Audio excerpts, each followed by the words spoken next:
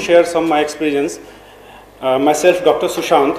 I was a student of Tuver State Medical Academy. I have interned there in 1998, and I have completed my MBBS from Tuver in 2005. So after that, I came in India, faced the MCI exam, cleared it in 2005 in first step, and then got the job, completed internship, got the job, and now I am working in government setup in Delhi, and I am fully satisfied. Most of my colleagues, they had completed MBBS with me, and they are working in many places. Like some of them are working in India, some of them went to abroad, like Germany, Sweden, in Europe. They are doing good, and in India, came in India, and they are working in India. Most of them is working in government setup, in corporate hospitals, and some of them also working in private practice, and they are doing good. So what I want to say, the education system of the Russia, the way they teach to the students is very good, because actually what actually happen कि जो हमारा India में जो हमारी जो पढ़ाई होती है और जो हमारे लेक्चर हॉल्स में पढ़ाया जाता है, तो जो हमारे MBBS कोर्स में 150, 200, 250 स्टूडेंट एक लेक्चर हॉल में होता है और उनको ये पढ़ाया जाता है. बट रशिया में हमारा सिस्टम क्या है, एक छोटा छोटा ग्रुप बनाते हैं और एक ग्रुप में 10 से 12 स्टूडेंट होते हैं, जिनमें कुछ रशियन भी होते हैं और कुछ फॉरेनर्स भी होते हैं जो इंडिया से जाते हैं, कुछ स्टूडेंट श्रीलंका से भी होते हैं और भी गल्फ कंट्री से लोग जाते हैं. तो कहने का मेरा ये मतलब है कि जितना छोटा ग्रुप होगा पढ़ाई उतनी अच्छी होगी, क्योंकि उनमें जो अंडरस्टैंडिंग होती है वो ज़्यादा अच्छी होती है.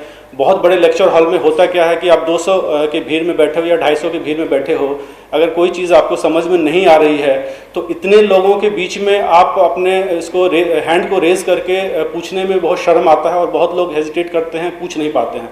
बट अगर फैमिलियर माहौल हो और 10 से 12 लोगों का आपका एक ग्रुप हो तो फिर उसमें हेजिटेशन नहीं होती है और आप अपने डॉट बिल्कुल पूछते हैं और वो डॉट आपका क्लियर भी होता है.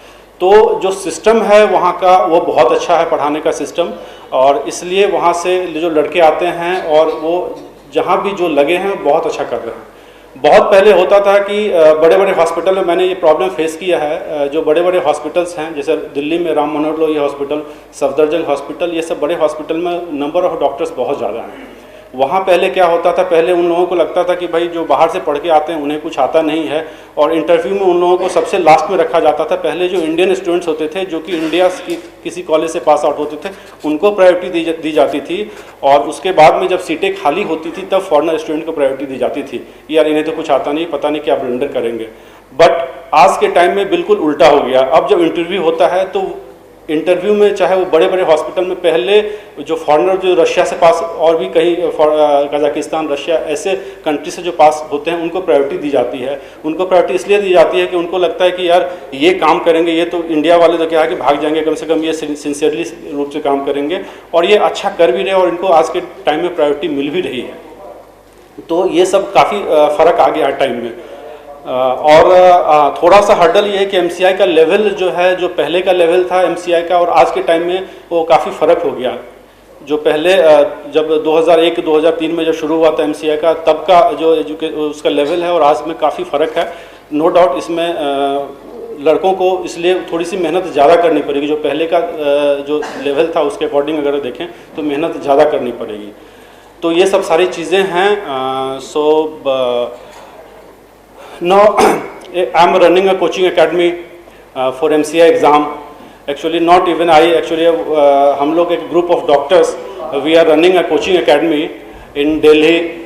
The name of the coaching academy is Team Motivation. We are running an academy in Delhi, Hyderabad, Surat, and planning to start in Jaipur in this year.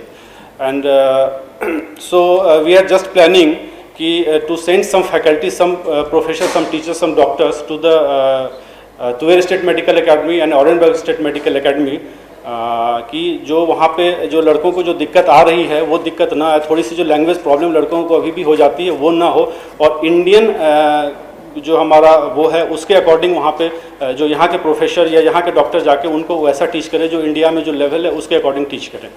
तो इस पे हम लोग काम कर रहे हैं and we are planning and hopefully in the next year or maybe in this year we will send some faculty to the to Tuer ताकि आगे कोई ये दिक्कत ना आए कि भाई एग्ज़ाम का रिज़ल्ट हमारा जो है परसेंटेज और रिज़ल्ट कम है, उसकी कोई दिक्कत नहीं आएगी। इसके लिए हम लोग काम कर रहे हैं एंड बस इतना ही, इससे ज़्यादा मैं क्या कहूँ।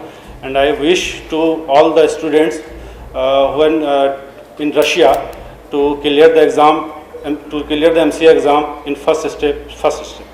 That's all. Thank you.